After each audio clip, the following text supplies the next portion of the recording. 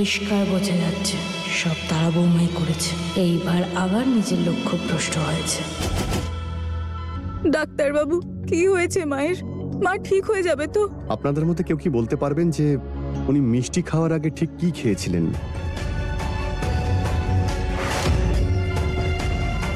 ডাক্তারবাবু, রোজ আমার ঠাকুরজি কয়েকদানা মেথি খায়, আর আজকেও ওটাই খেয়েছিল। ওই মেথির জন্যই আজ উনি প্রাণে বেঁচে গেছেন।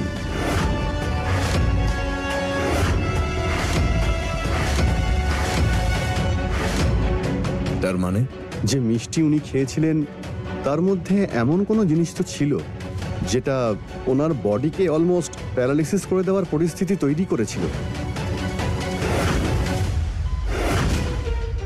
ইনফ্যাক্ট ওনার শরীর অবশ্যই আসছিল। যদি আমি মেডিসিন দিতে আরেকটু দেরি করে ফেলতাম তাহলে ওনার প্যারালিসিস হয়ে যেত।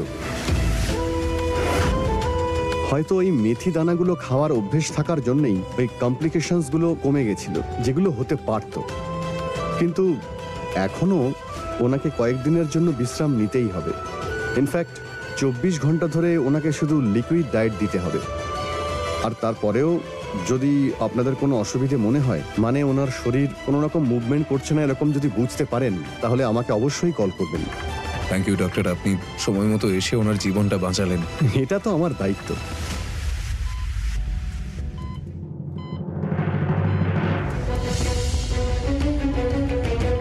মিষ্টি খাওয়াতে এমনটা কি করে হতে পারে?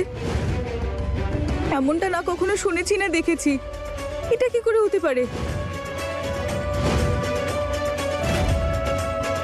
কি যে বলি মে, তুই তো জানিস আজকাল তো সবকিছুতে খালি ভেজাল মেশাচ্ছে। কে জানে এই ময়রা মিষ্টিতে কি কি মিশিয়ে বিক্রি করছে। আরে শ্রীরামচন্দ্রের আশীর্বাদ যে আমার ঠাকুরজি বেঁচে গেছে, কিচ্ছু হয়নি। নয়তো ভাব এই রামচন্দ্রের ভক্তের কি হতো। একটাই তো ঠাকুরজি আমার, যার সাথে আমি সুখ দুঃখ সবকিছু ভাগ করে নিই। হে রামচন্দ্র, তোমাকে অসংখ্য ধন্যবাদ। যা হয়েছে সেটা ঠিক হয়নি, কিন্তু এরপর থেকে এরকম যেন না হয় সেটা খেয়াল রাখবো। মিষ্টিওয়ালারা এতটা অসাবধানতা করবে না। এতদিন ধরে সব অনুষ্ঠানে সব পুজোতে ওখান থেকেই তো মিষ্টি আসে। আমার মনে হচ্ছে এর পেছনে অন্য কোনো গল্প আছে।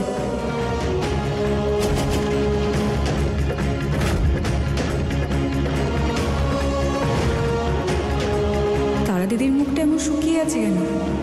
এর আগেও তারা দিদি আমাকে হেনস্থা করার জন্য অনেক কিছু করেছে। আজ মায়ের এই অবস্থার জন্য তারা দিদি দায়ী নয় তো?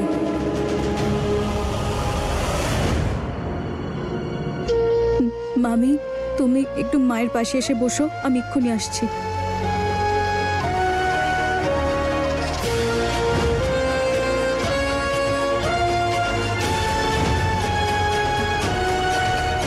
এটা তো দেবী মার অশেষ আশীর্বাদ যে একটা বিপদ হওয়ার হাত থেকে এই পরিবারকে বাঁচিয়েছেন। ওনার দেখাশোনায় যেন কোনো খামতি না থাকে। মনে হচ্ছে নিজের জালেই আবার জড়াবে তারা বৌমা। আর এই খেলাটা কখন খেলতে হবে সেটা সবার আগে জানতে হবে। এটা কবে বুঝতে পারবে তারা বৌমা?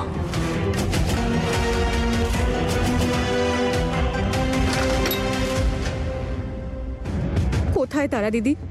আজ সত্যিটা জেনেই ছাড়বো। এখানে তো নেই।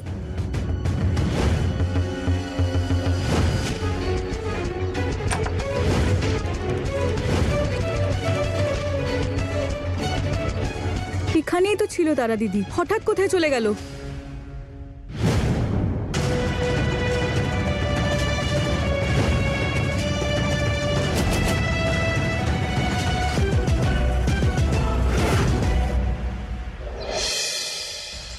বলেছিলাম না তোকে যে এই সুযোগটা হাত থেকে ছাড়া যাবে না, কিন্তু এইবারও তুই আবার গন্ডগোল করেছিস। আমি সবটা খেয়াল রেখেছিলাম, কিন্তু তাও সব গন্ডগোল হয়ে গেল।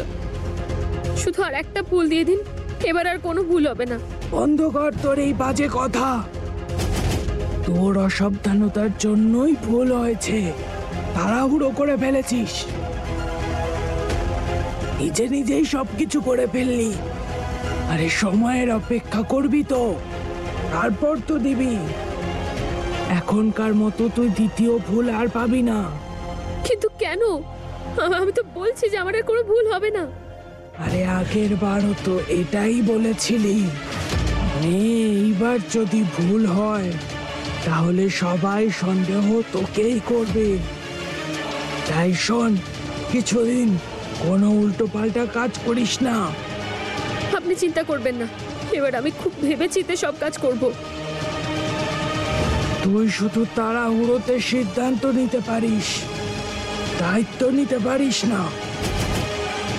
দিতে পারবো না আমি ভুল। শুধু আর একবার। আমি জানতাম না যে তোর সঙ্গে চেঁচিয়ে কথা বলতে হয়।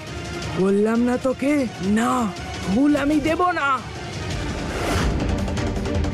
আমিও দেখবো আপনি কি করে ভুল না দিয়ে থাকেন।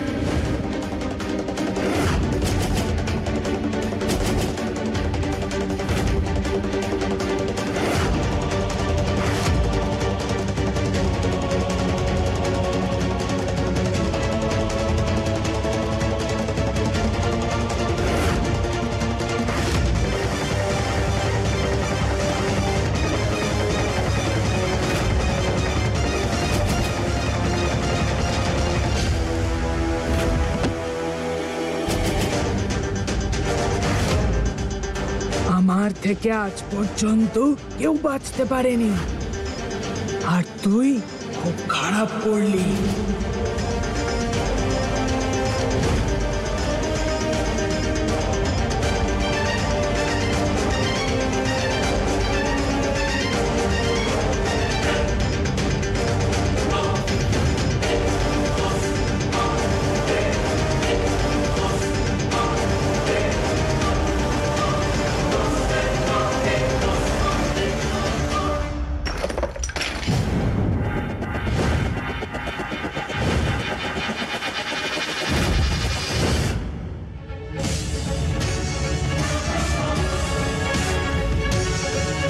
আমার সন্দেহটাই ঠিক ছিল। মায়ের এই অবস্থার জন্য তারা দিদিই দায়ী, আর দিদিকে সাহায্য এই ঘোমটা দেওয়া মহিলাই করেছেন। এই ঘোমটা দেওয়া মহিলা আসলে কে? আমাদের পরিবারের লোক কি ক্ষতি করেছে ওনার?